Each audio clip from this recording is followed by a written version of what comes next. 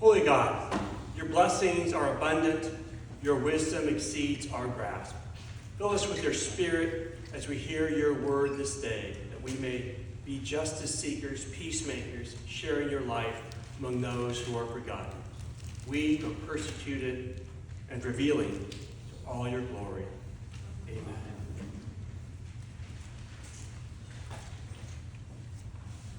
We have these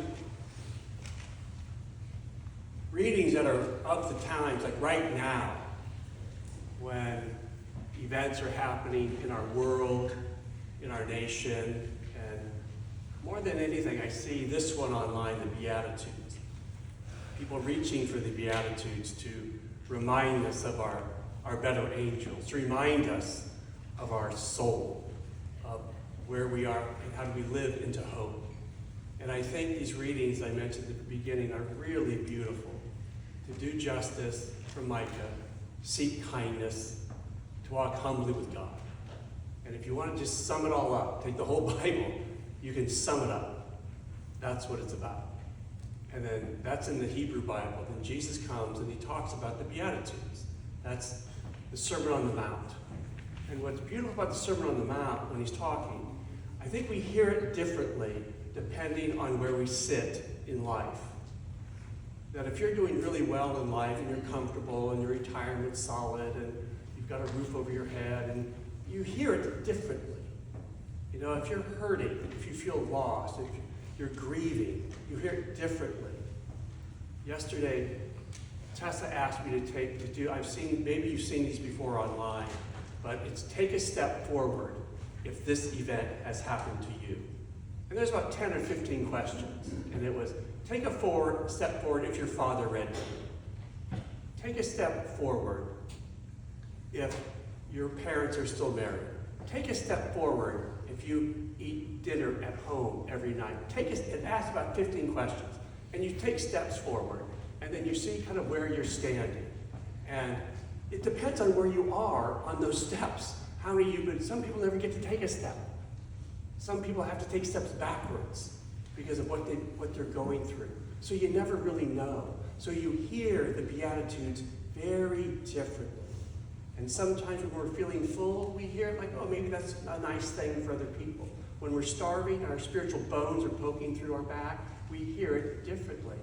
And I think it's really beautiful to be reminded again and again and again what this ethic means in our life. To live these, to breathe these, to try and embody these on a daily basis. And some days it's really hard when we're feeling defeated or overwhelmed, or the zone's being flooded. We don't know how to respond or how to feel. And we hear this, blessed are those who mourn.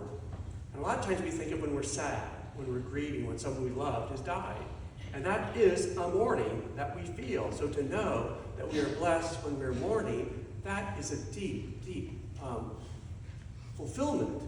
But Jesus is also talking about a deep mourning that's happening. It's going a little bit deeper and beyond our own grief over someone who's no longer with us. It's speaking to these deeper themes of blessed are those who mourn when we are in the face of idolatry, or blessed are those when we're in the face of injustice, or blessed are those when we're in the face of exploitation, or blessed are those when we are in the face of violence. So Jesus is speaking to these deep social upheavals that are happening, where that wound our soul. There are things that we see in modern life that have a wounding of our souls. And this is what Jesus is speaking to, that wound of the soul that goes deeper and beyond our own personal grief and beyond our own personal sadness. And I stand here with, a lot of us are feeling kind of on this margin here, where these readings are trying to pull us back into hope and remind us and ground us into hope when there are tides flowing that are pushing us into cynicism. And when we see this cynicism, one of the great theologians of the 20th century, his last name is Moltmann, and he says that the death knell of the church is when people resign themselves to cynicism. Because when we get into cynicism, then we say, there's no hope as possible. This is just the way that it is.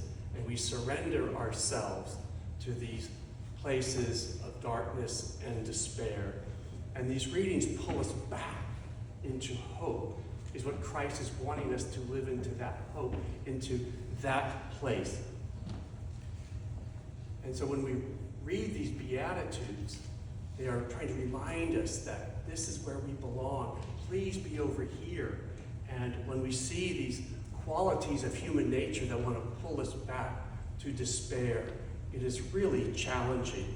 I gave my daughter a book at Christmas time. I gave the whole family a book. And I think Michelle stopped reading the one I gave her and said, she gave up on it. But I gave Tessa one. It was by Stephen King. And it has a novella in it. And the novella is called Summer of Corruption. It would later be turned into a film called Apt Pupil. And what is about Summer of Corruption, I think, is of the times. It's written in 1982. But it's about a 13-year-old boy, and he has books at home on World War II. And he starts growing this fascination with the Holocaust and pictures of the Holocaust. And down the street from him is an old man, and he begins to look at the pictures in the Holocaust of the commandant and the old man down the street, and he goes, I think it's the same person. So he approaches the old German man down the street and says, this is you, isn't it? And the man denies it. And then the young boy starts to really build a trap around him. If you don't tell me that this is you, so finally admits, it is me. That is me.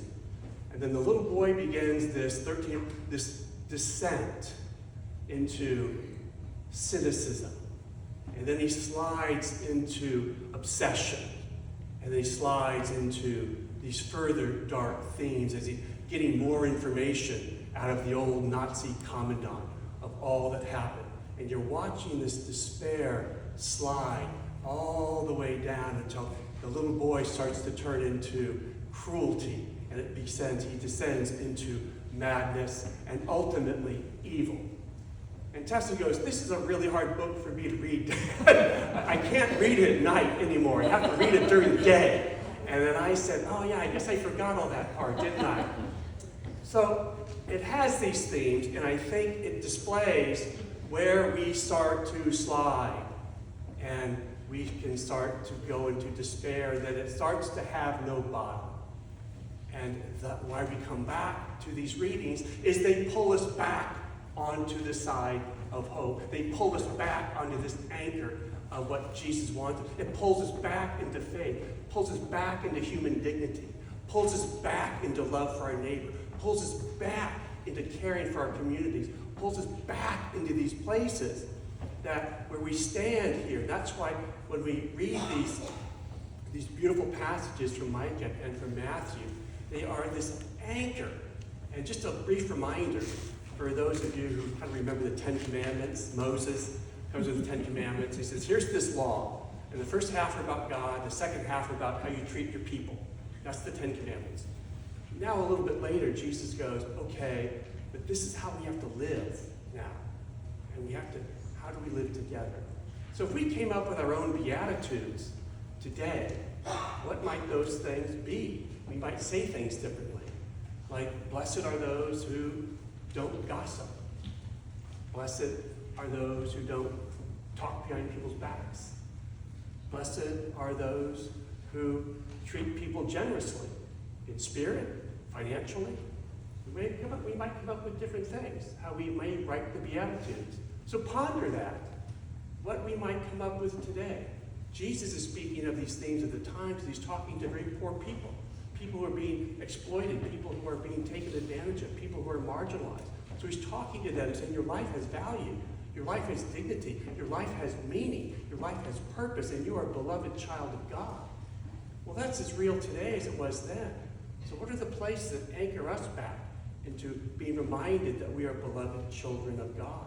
When there are things that want to pull us into these darker natures of our humanity, how do we continue to root ourselves in this? And that's why I find this Scout Sunday to be just a joyous expression of our connection with Scouting.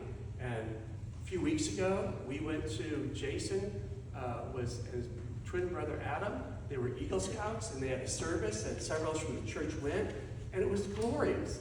And it was a wonderful thing to be reminded of again and again and again, that there are extraordinary leaders in Scouts and churches and schools doing good things. So when all the while when we want to get pulled back into this other world of cynicism, to be reminded again and again and again that there are goodness in the world, there are good people doing good and faithful works. And the way to live into that is to try and be present in it. How are we witnessing the presence of this goodness? So that Micah passage, what I think is great about it is that it's do justice, love kindness, and walk humbly. You have to do all three simultaneously. Because some people are really good at the justice part. They are justice every which way, and they have lost any sense of kindness, and they are far from humble. And you switch those any way around and go, okay, you're humble, but you've given up a voice on standing for people in justice. Or you move those around. You've got to hold all three. And when you can hold all three to the best of your ability, my friends, you are swimming against the tide. You are doing good works. Amen. If you can hold those three in modern life of justice and kindness and humility, if you can hold those three, you are swimming against the tide. God bless you for that.